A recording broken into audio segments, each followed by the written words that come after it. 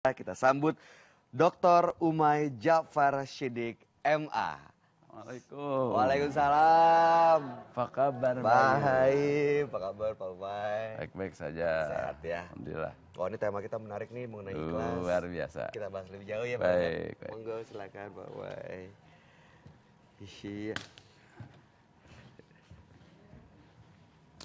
Dan pemirsa yang di rumah, Anda juga bisa berinteraksi dengan kami. Nanti caranya tinggal menghubungi nomor telepon yang bisa dihubungi, yaitu 5743478 atau 5743476. Jadi Anda boleh simpan dulu nomornya, siap-siap buat Anda yang ingin langsung bertanya dengan Bapak Umay. Yang di studio juga mau tanya boleh loh Bu, ya.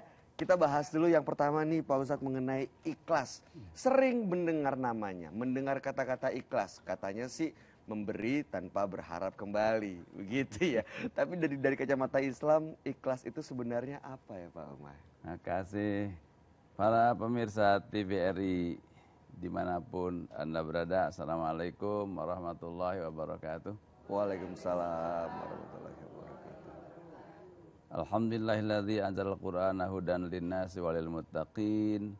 Wassalatu wassalamu ala rasulih alladzi ursila bi rahmatil alamin sayyidina wa maulana Muhammadin wa ala alihi washabbihi ajmain amma ba'du.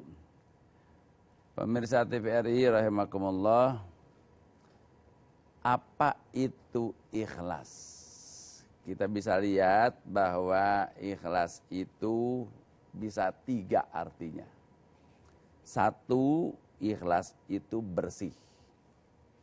Jadi kalau ayat yang tadi ditafsirkan oleh guru kita Dr. Daud Rashid, kecuali yang ikhlas, yang nggak bisa disesatkan oleh iblis itu adalah orang yang bersih.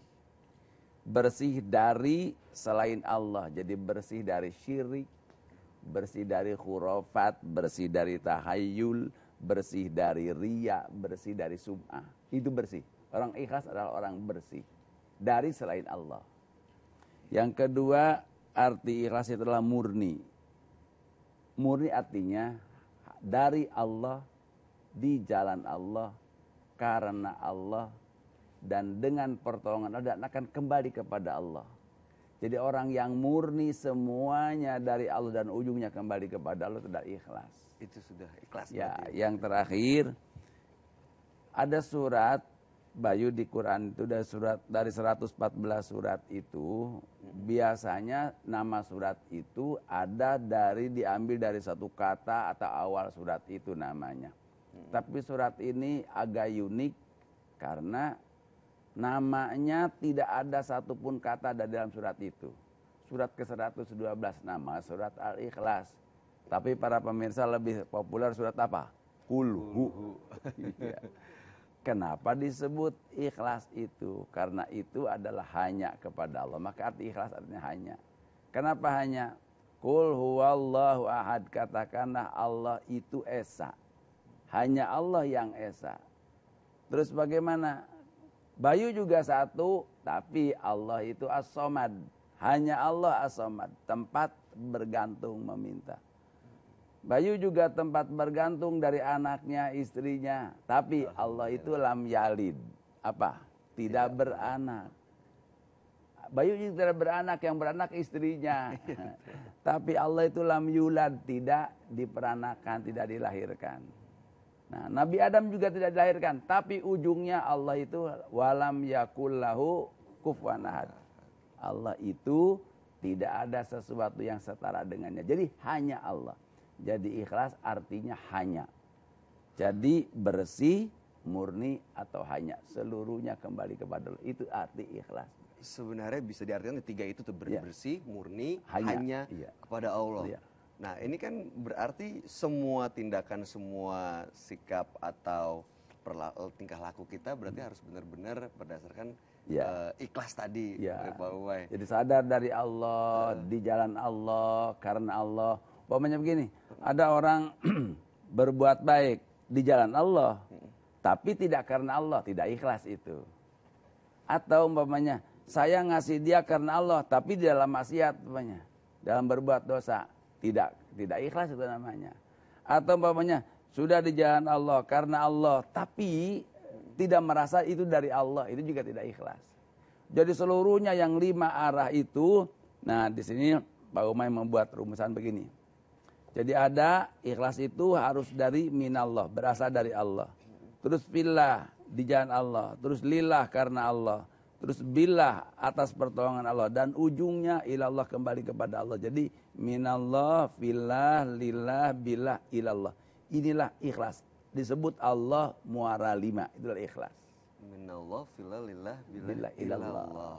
Iya. Tapi kalau bicara soal ikhlas kan memang banyak nih Pak Ustadz ajaran yang mengingatkan kita supaya bisa jadi Ikhlas. seorang yang ikhlas. Iya. Tapi sebenarnya manfaatnya ikhlas itu bagi diri kita sebenarnya apa sih Pak Umay? Seperti judul kita, ikhlas itu adalah yang peran strategis yang paling utama adalah proteksi dari setan.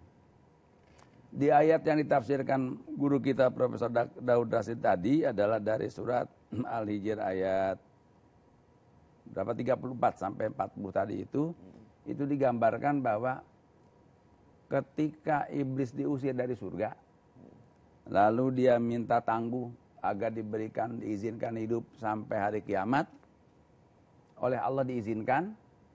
Dia mintanya sampai hari dibangkitkan, tapi oleh Allah diizinkan sampai hari kiamat saja. Jadi dunia hancur, dia ikut mati.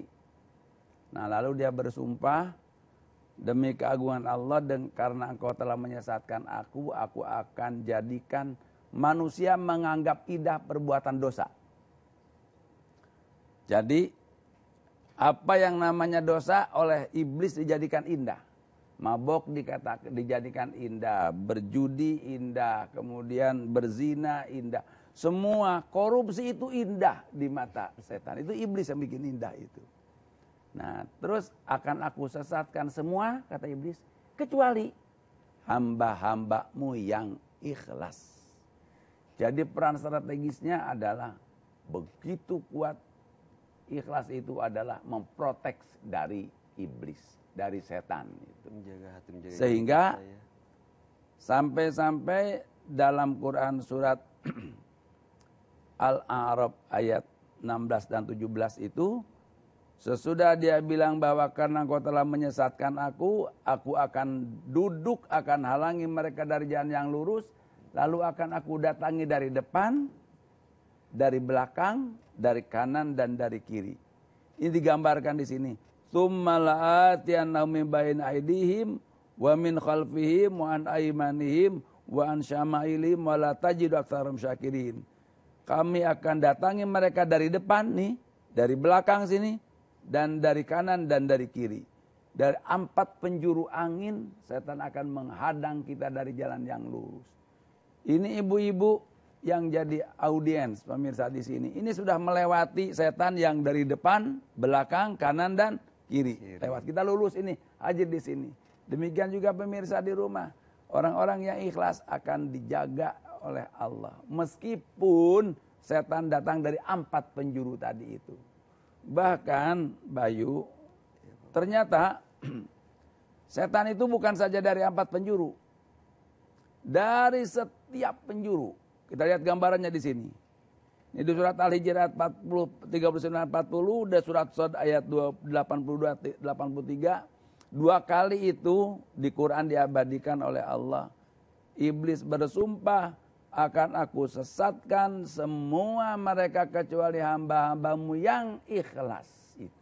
Jadi ini peran strategisnya. Ikhlas itu adalah proteksi manusia dari iblis dan dari anak buahnya setan-setan itu. Yang datang dari berbagai penjuru tadi ya Pak Umay ya. Jadi memang benar-benar ikhlas bisa melindungi diri kita dari godaan yang memang sudah sering kita hadapi. Nah, ini Pak Umay, kalau kita udah tahu peran strategisnya, kita udah tahu apa itu ikhlasnya. Sekarang pertanyaan selanjutnya adalah bagaimana caranya Pak Umay supaya kita bisa menjadi seorang yang ikhlas tadi. Baik. Para pemirsa TVRI dimanapun Anda berada, rahimakumullah. Kita himpun dari beberapa informasi ayat Al-Quran. Proteksi manusia dari setan itu. Yang pertama, manusia itu bisa terbebas dari setan itu apabila beriman dengan iman yang sejati plus kerja keras dan tawakal. Tawakal itu menyerahkan urusan kepada Allah. Ini di Quran surat An-Nahl ayat 99 100 Allah berfirman, "Innahu laisa lahu sultanun 'alal ladzina amanu wa 'ala rabbihim yatawakkalun. Innama sultanuhu 'alal ladzina tawallawnahu wal ladzina hum bihi musyrikun." Sesungguhnya setan itu tidak bisa menguasai kepada orang yang beriman, itu Bayu, dan orang yang kepada Tuhannya tawakal. Jadi iman plus tawakal. Jadi orang tawakal itu tidak memastikan sesuatu dengan pasti oleh dirinya. Dia bekerja keras, hasilnya serahkan kepada kebijakan Allah. Terus apa kata Allah selanjutnya? Innama sultanuhu, sesungguhnya kekuasaan mereka itu alal ladzina tawallawnahu, kepada orang-orang yang menjadikan setan sebagai pimpinannya, sebagai teman setianya. Walladzina hum bihi musyrikun, dan kepada orang-orang yang syirik dengan setan. Dia menyembah kepada Allah tapi menyembah kepada selain Allah. Itulah temannya. Itu dikuasai oleh setan itu. Yang kedua, tahan dulu Pak Umay. Ini masih akan ada pembahasan lebih lanjut lagi. Dan pemirsa, Anda juga bisa berinteraksi dengan kami dengan cara menghubungi nomor telepon yang akan segera kami tayangkan. Untuk itu jangan kemana-mana, tetap bersama kami di Serambi Islami.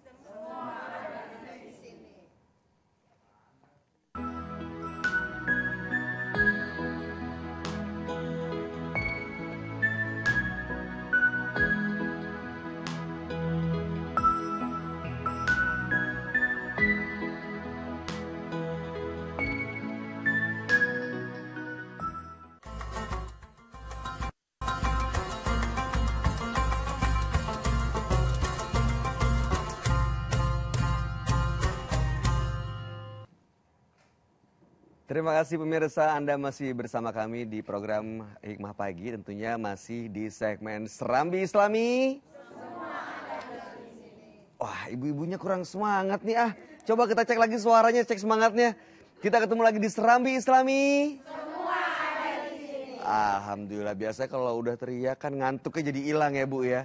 Nah ini kita lagi ngomongin sesuatu yang penting banget mengenai keikhlasan yang memang kita tahu bisa melindungi kita dari godaan setan yang datang dari berbagai penjuru. Tapi sayangnya ikhlas ini memang nggak ada sekolahnya ya Bu ya. Ada yang dibilang gitu ya.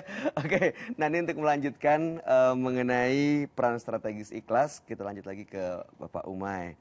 Pak Umay tadi kan udah tuh fungsinya beriman. Caranya adalah pertama kita beriman dan bertawakal supaya kita ikhlas. Selanjutnya bagaimana Pak Umay?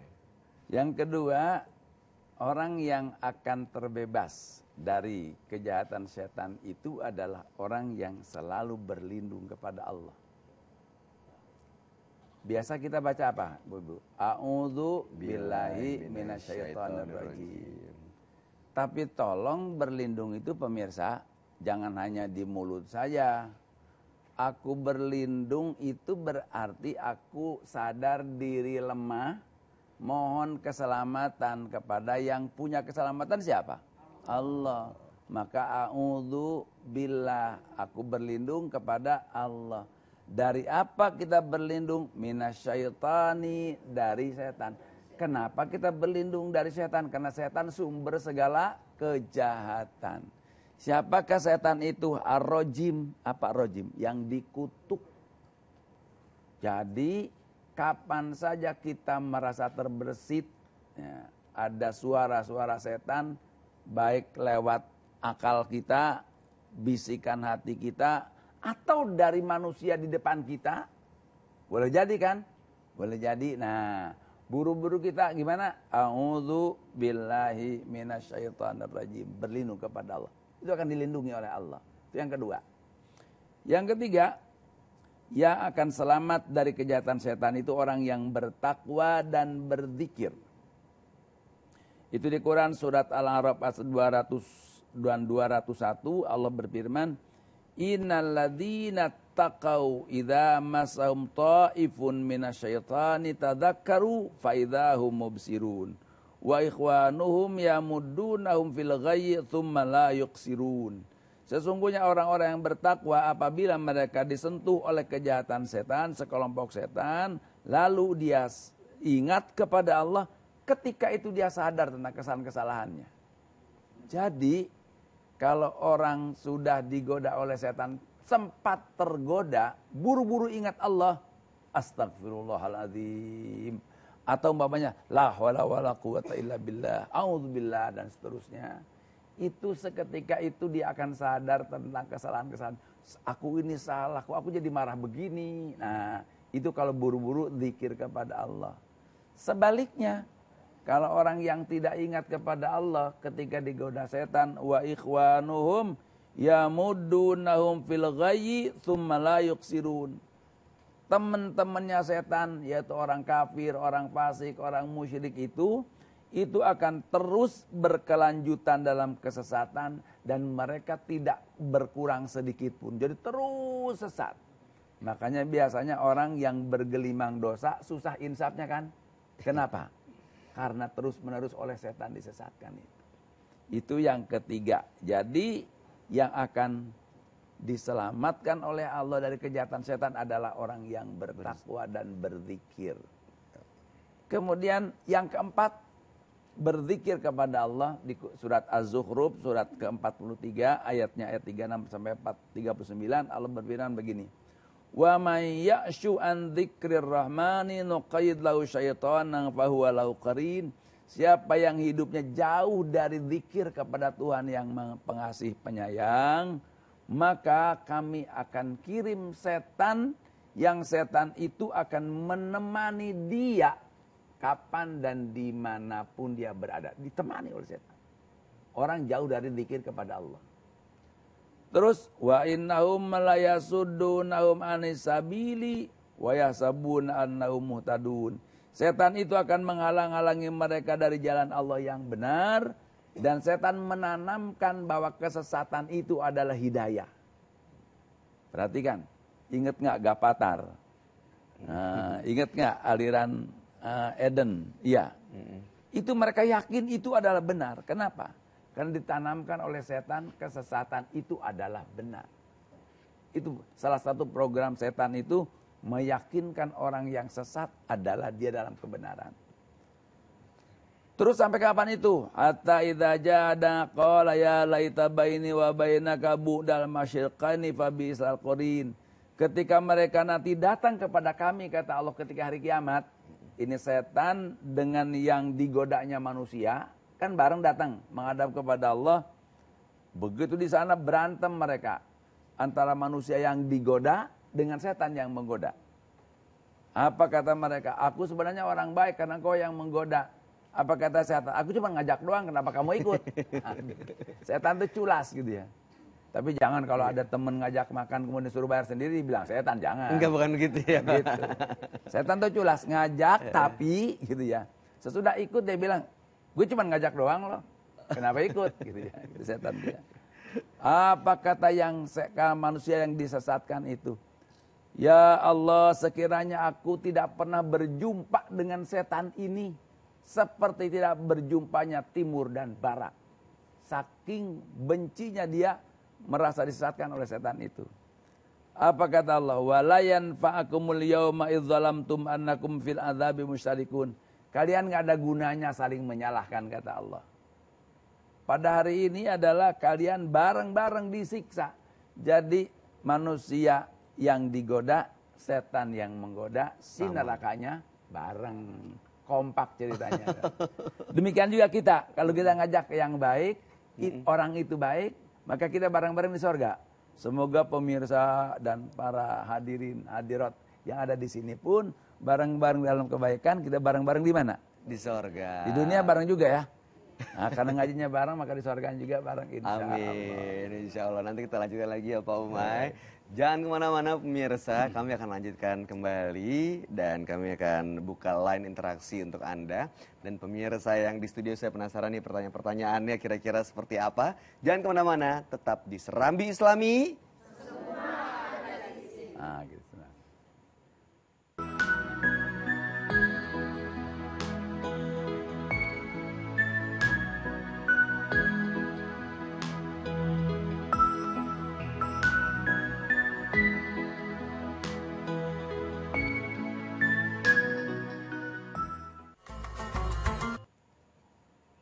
Pemirsa, terima kasih Anda masih bersama kami tentunya di Serambi Islami.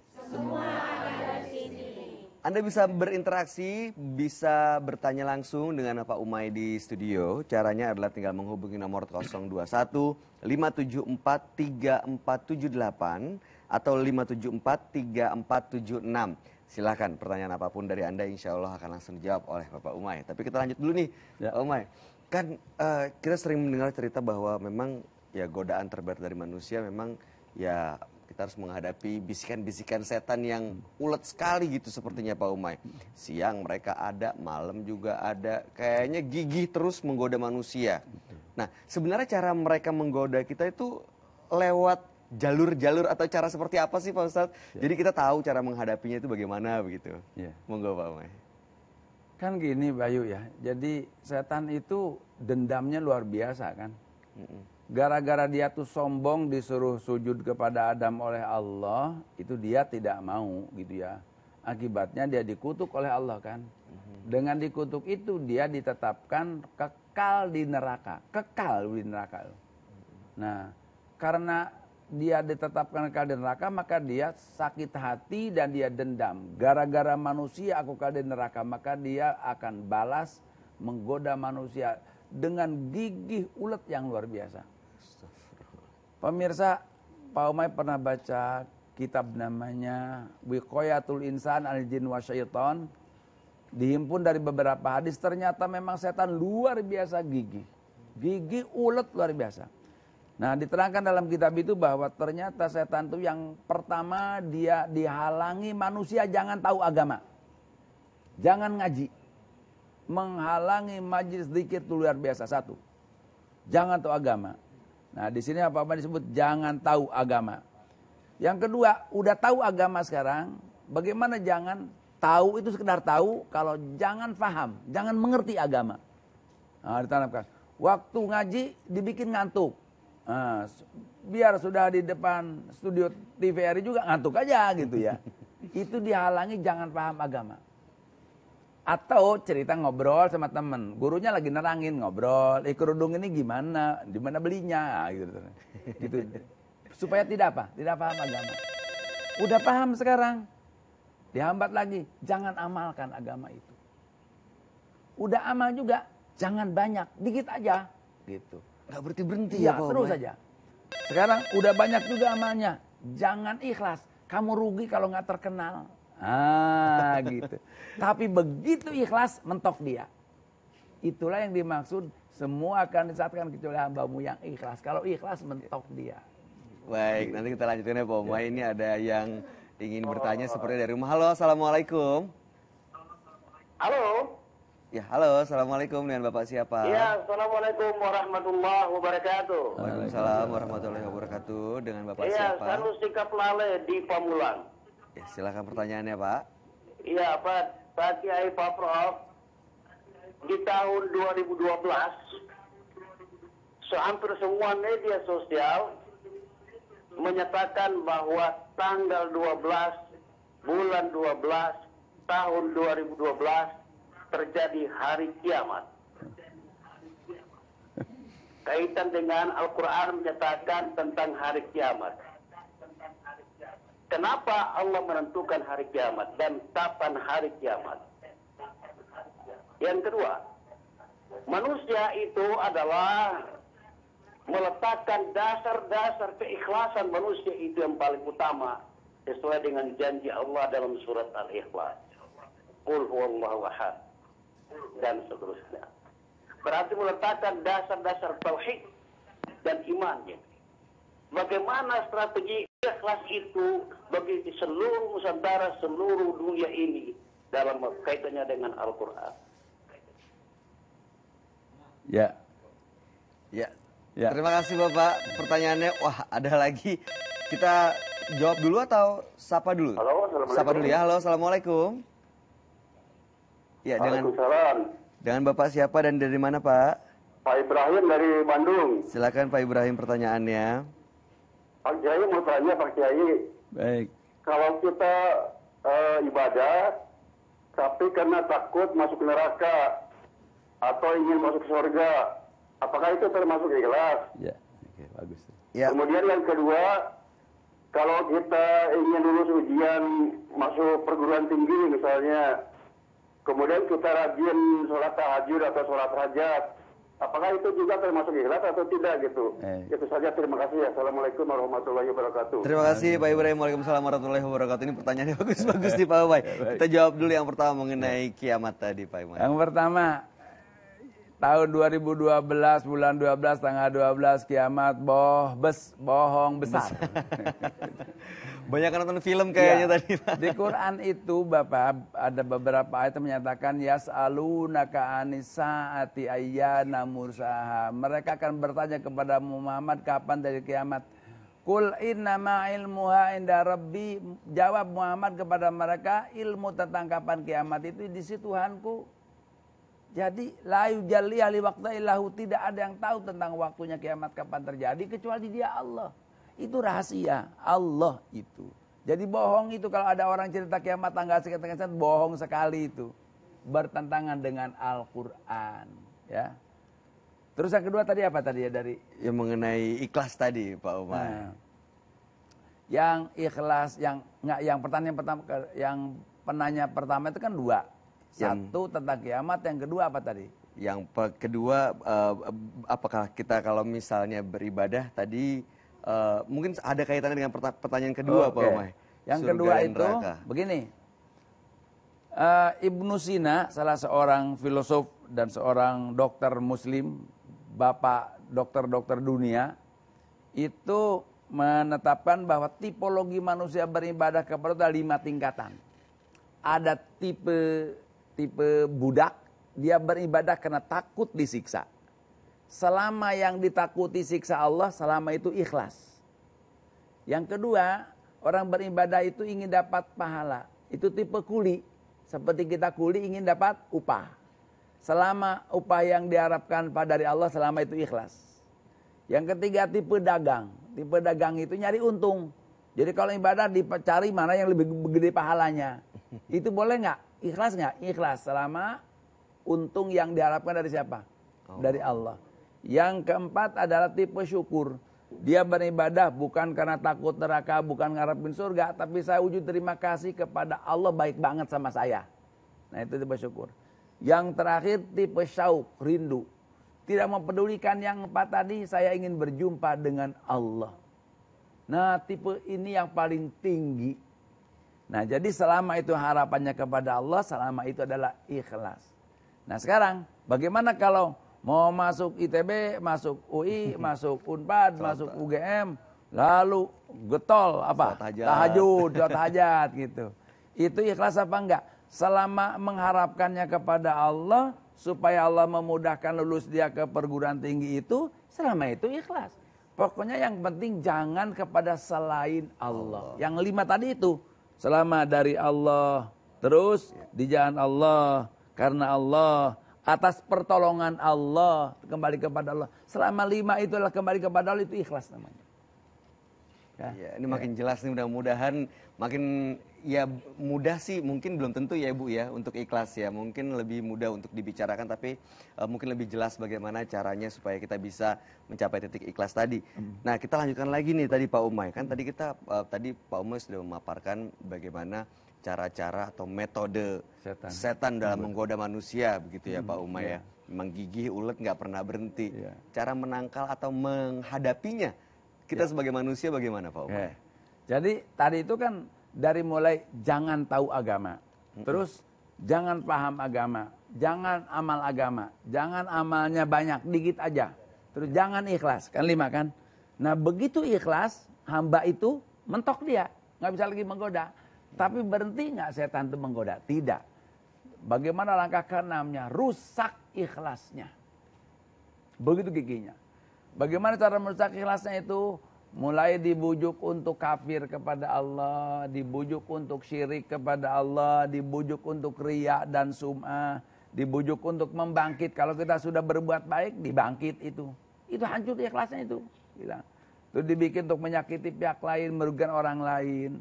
Atau umpamanya kalau beribadah, nggak apa-apa kamu korupsi, yang penting buat sedekah gitu. Nah, padahal sedekah dengan hasil korupsi Ada nilainya nggak? Sama Sama aja, sekali. Bang, nggak ada ya.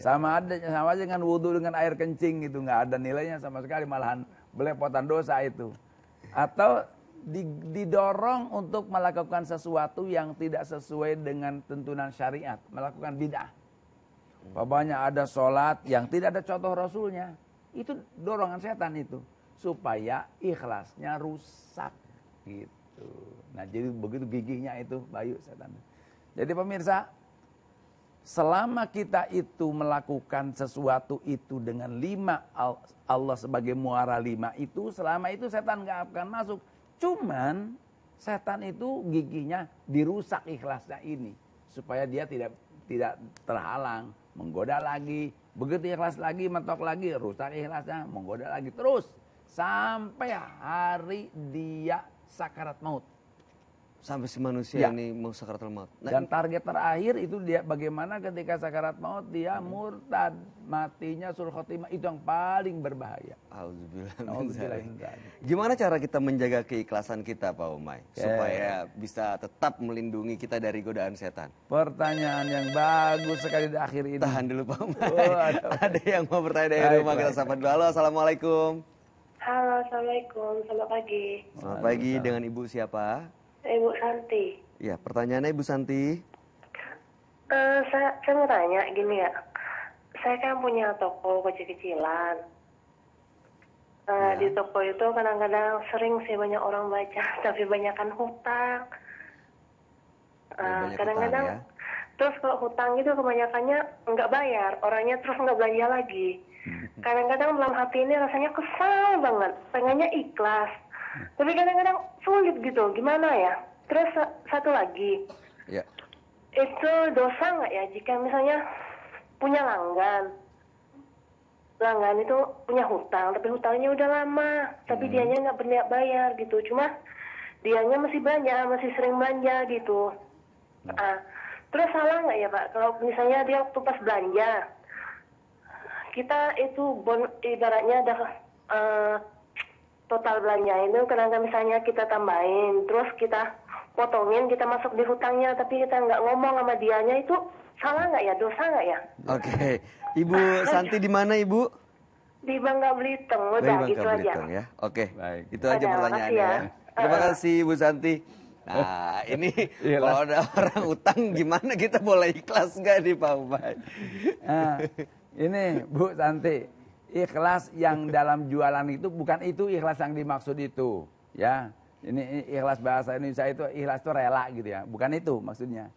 Ikhlas itu bersih semata-mata karena Allah. Kalau ibu punya utang bukan ikhlas merelakan itu bukan itu yang dimaksud gitu ya.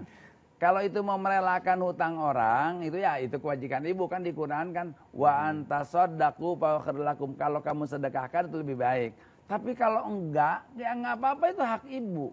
Jadi kalau ada orang berutang ya, sama ibu mau direlakan, kata istilah ibu diikhlaskan, silakan, itu jadi simpanan akhirat ibu. Tetapi kalau tidak, itu juga adalah nanti ada perhitungannya di akhirat gitu ya. Nah sekarang yang kedua, boleh nggak orang yang ngemplang nggak bayar-bayar utangnya gitu ya, begitu dia belanja dipotong gitu ya. Kita tambahin sedikit angkanya untuk nutupin bayar hutang yang sisa kemarin Pak Umay. Boleh asal ngomong. Oh. Jangan nggak ngomong. Kan kalau nggak ngomong kan berarti ada bai'ul gharar tuh, ada tipu daya itu. Nggak boleh. Katakan aja, ibu kan masih punya utang, ibu belanja segini, dipotong nih utangnya gitu. Bilangin aja, wajib kan bayar utang itu kan. Nah, sedangkan belanja itu adalah boleh hukumnya, membayar utang hukumnya wajib. Dahulukan dulu yang wajib. Dan sebenarnya nggak boleh itu pelanggan itu. Customer itu nggak boleh belanja selama masih punya hutang. Nah, ibu-ibu di depan gimana nih? Gaya. Udah jelas ya, mudah-mudahan Ibu Santi tadi bisa menjawab pertanyaannya. Nah, ini yang tadi Pak Umay yang belum terjawab sebentar. Ibu-ibu udah nggak sabar mau nanya nih. Gimana Pak Umay tadi? Bagaimana cara merawat dan menjaga keikhlasan kita? Jadi ikhlas itu hanya dengan ikhlas ibadah dan segala amal saleh diterima. Itu peran strategisnya itu. Jadi tolong ibadah kayak apapun rajinnya, begitu ada riya, begitu ada sum'ah, hapus itu. Ya, hanya dengan ikhlas ibadah dan amal saleh diterima. Jadi syarat diterima ibadah itu apa tadi? Iman, kemudian tauhid, kemudian ikhlas. Nggak boleh ada riya di dalamnya. Terus hanya dengan ikhlas Allah melindungi hamba dari setan. Itu peran strategisnya. Yang ketiga, hanya dengan ikhlas. Nasihat, kritik, pujian dan sanjungan bahkan fitnah tak membuat goyah. Orang ikhlas itu teguh pendiriannya. Kenapa? Tak berubah, tetap istiqomah. Karena yakin dengan janji dan ancaman Allah benar adanya. Jadi bulat hatinya kalau orang ikhlas itu. Yang keempat, hanya dengan ikhlas, jika hasil duniawi tak berbanding perjuangan pengorbanan, tak membuat sedih dan kecil hati. Karena yang dituju ridho Allah semata. Jikapun ada hasil duniawi, sekedar efek sampingnya saja, tidak membuat lupa diri. Kalau Bayu sekarang dapat honor dari TVRI, ya itu tak efek sampingnya aja. Yang besarnya ikhlas dari siapa? Dari Allah gitu. Nah itu ikhlas itu. Terus hanya dengan ikhlas, jika niat baik justru disambut prasangka buruk, amal baik justru menuai celaan, niat dan amal terus berlanjut. Nggak pernah goyah. Itu orang ikhlas itu. Makanya perannya sangat strategis. Yang keenam, prestasi tak bersambut apresiasi, tidak membuat urung bertanding. Karena prestasi hakiki di sisi Rabbil Izzati. Yang ketujuh, hasad dengan ikhlas, sepi atau ramai. Terus, sedikit atau banyak, dipuji atau dicela, tetap berada di jalan lurus, terus melangkah, pantang surut ke belakang. Itu orang ikhlas. Makanya sangat strategis ikhlas itu. Yang kedelapan, hanya dengan ikhlas, ketersinggungan pribadi tak membuat keluar dari barisan jihad. Karena yang diperjuangkan siapa? Allah, Rasul, ajarannya. Bukan nama diri dan gengsi. Itu orang ikhlas. Kesembilan, hanya dengan ikhlas, posisi di atas tak membuat jumawa. Apa jumawa itu? Merasa hebat. Sombong gitu ya. Posisi di bawah tak membuat enggan berbuat. Pemimpin hanya selangkah dikedepankan. Bukan untuk arogan, jadi bawahan, makin semangat raih kedudukan tinggi di sisi Allah.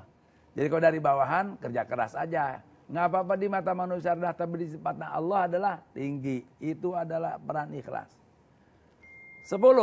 Hanya dengan ikhlas. Khilaf segera minta maaf. Kalau ikhlas begitu. Ya. Salah segera berbenah.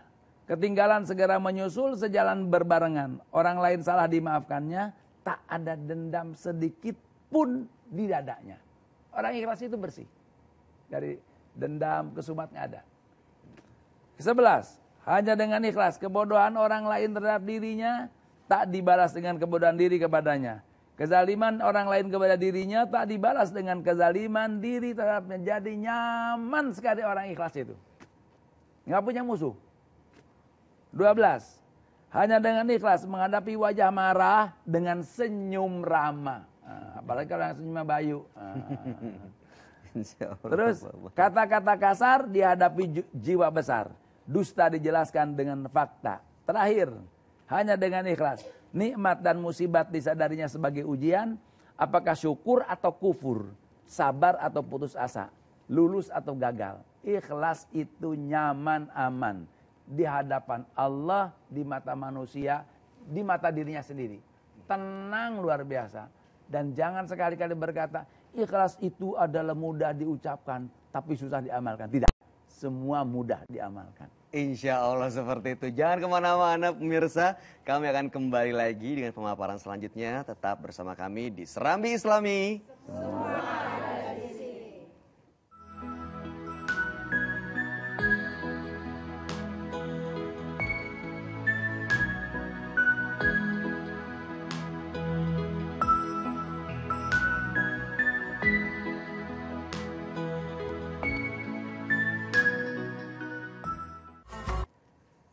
Pemirsa TVRI dimanapun Anda berada, terima kasih Anda masih bersama kami tentunya di Serambi Islami.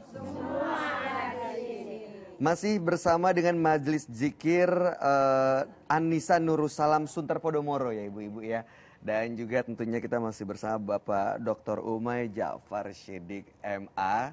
Di mana pembahasan kita kali ini mengenai peran strategis ikhlas. Tadi sudah dipaparkan oleh Pak Umay bagaimana ada 13 poin 12 poin sebenarnya. 13. 13 ya Pak Umay ya. 13 poin bagaimana ikhlas ini punya peran yang sangat penting sekali bagi kehidupan manusia. Bisa melindungi kita dari ya berbagai hal yang sifatnya banyak mudaratnya begitu. Nah tapi sebelum dilanjutkan, ini ada ibu-ibu yang mau bertanya Pak Umay. Boleh kita beri kesempatan ya Pak Umay? Yang mau bertanya mana? Silakan Ibu.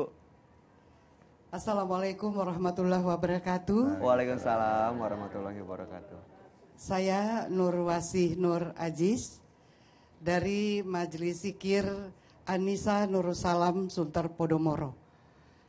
Saya ingin bertanya nih Pak Ustadz, syarat ikhlas itu apa sih? Karena biasanya kita memberi pengemis atau memberi kepada siapa aja yang kita pengamen gitu ya. Begitu kita ikhlasi ngasih, nih buat kamu. Tapi di batin kita, kenapa nggak kerja aja? Kan badannya masih kuat, usianya juga masih muda. Nah itu gimana tuh ikhlas saya itu Pak Ustadz? Ya terima kasih. Dengan Ibu siapa tadi namanya? Ibu Nurwasih Ibu Nur Nurwasih. Aziz. Terima Iya. kasih Ibu Nur. Gimana? Apakah ikhlas itu ada syaratnya? Boleh gitu Pak Umay? Iyalah, kan tadi ikhlas itu kan bersih. Bersih itu berarti hanya semata-mata karena Allah gitu. Jadi kan saya kasih sedekah ya, tapi catatan kamu harus begini-begini. Ya, itu bukan ikhlas namanya, itu bersyarat itu. Tetapi kalau persyaratannya itu untuk kebaikan dia, bukan kepentingan kita, itu masih dibenarkan oleh agama. Jadi sebenarnya kalau kamu rajin itu akan lebih besar penghasilannya, bukan mengandalkan minta-minta. Itu kan pendidikan, itu harus disampaikan kepada mereka. Karena minta-minta itu sesungguhnya dilarang dalam Islam itu, kecuali untuk kebutuhan pokok. Kalau nggak minta lapar, mati, baru boleh minta. Ini mah seger, bugar gitu, ngemis gitu, tidak diberkahi oleh agama itu. Nah, tapi memberi ikhlas karena Allah, tapi memberikan pendidikan kepada dia. Kamu kalau bekerja sebenarnya hasil lebih besar daripada ya, gitu. Iya. Begitu ya Ibu Nur ya. Ada lagi mau bertanya? Saya Silakan Ibu. dari Sunter Podomoro juga. Ya, silakan Ibu. Assalamualaikum Pak Ustadz. Waalaikumsalam. Saya ingin bertanya, jihad selalu dikaitkan dengan ikhlas. Tentunya dalam agama kita ya jihad dan ikhlas. Saya ingin bertanya Pak Ustadz, seperti kejadian kemarin bom di HI, apakah itu yang mereka masukkan jihad itu ikhlas yang diridhoi oleh Allah Subhanahu wa taala? Demikian Pak Ustadz. Terima kasih. Ibu, jihad itu artinya badlul juhdi, menuangkan kesungguhan, bukan bunuh diri. Diulang, jihad bukan bunuh diri. Boleh kalau ada terbunuh, tapi dalam keadaan perang. Kalau sedang perang, perang dalam Islam pun itu pun dibolehkan apabila diserang. Bukan nyerang duluan dalam Islam itu. Islam itu agama kedamaian. Jadi bunuh diri itu bukan jihad, konyol itu namanya. Ya, ikhlas, betul tapi ikhlas. Dan dalam jihad, dalam Quran itu jihad itu selalu wajahidu fi sabilillah bi amwalikum wa anfusikum. Jihad itu dengan harta lebih dahulu, baru dengan jiwa. Jiwa pun bukan nyawa, jiwa itu dengan kemampuan pikiran, akal, pendidikan itu. Kalau ibu berjihad untuk mengumpulkan dana untuk memberi bantuan biaya pendidikan kepada orang miskin, itu jihad yang benar itu. Itu namanya dengan jiwa, dengan harta ya. Jadi jangan ikut-ikutan ibu mau bunuh diri ya. Itu adalah konyol namanya. Iya. Ya, konyol itu. Jangan ikut-ikutan. Bukan jihad ya, Ya, Pak bukan Ustadz, jihad ya. itu. Ya. Iya. Oke, ini kita mungkin ada lagi yang mau bertanya? Sudah ya. Mungkin terakhir nih Pak Umay, sebelum kita simpulkan apa yang kita bahas hari ini, supaya kita lebih waspada nih Pak Umay. Apa saja sih Pak Umay yang bisa meruntuhkan keikhlasan, supaya kita tahu gitu, harus jaga-jaga nih. Ya. Terutama yang paling banyak meruntuhkan keikhlasan itu adalah sifat hubul mahmadah. Hubul mahmadah itu senang dipuji, gila pujian. Atau hubul jah, gila hormat. Kalau orang udah gila hormat, itu puji apa maka rusak ikhlasnya. Nah berikutnya lagi apa? Hubbud dunya, gila harta. Itu akan rusak ikhlasnya. Jadi waspada dengan sifat-sifat itu. Baik. Yang ketiga adalah hikid. Hikid itu apa? dendam, iri hati itu akan menghancurkan keikhlasan. Oleh sebab itu maka orang Islam itu harusnya imannya mantap, tauhidnya bersih, ibadahnya kuat. Agar tercapai tadi Ya, titik ya. ikhlas tadi ya Pak Umay. Baik, mudah-mudahan apa yang disampaikan sudah jelas bagi Anda juga pemirsa. Tapi untuk menutup serambi Islamnya pada pagi hari ini, mungkin Pak Umay boleh menarik kembali, Pak Umay meng-highlight atau menyimpulkan mengenai peran strategis ikhlas. Sedikit aja Pak Umay. Baik.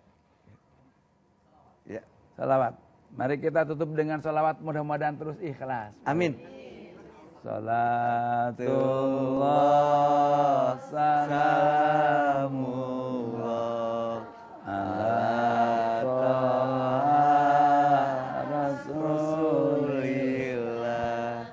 Salatullah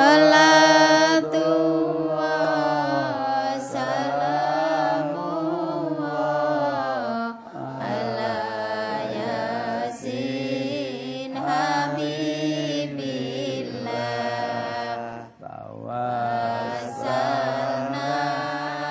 bismillah wa billah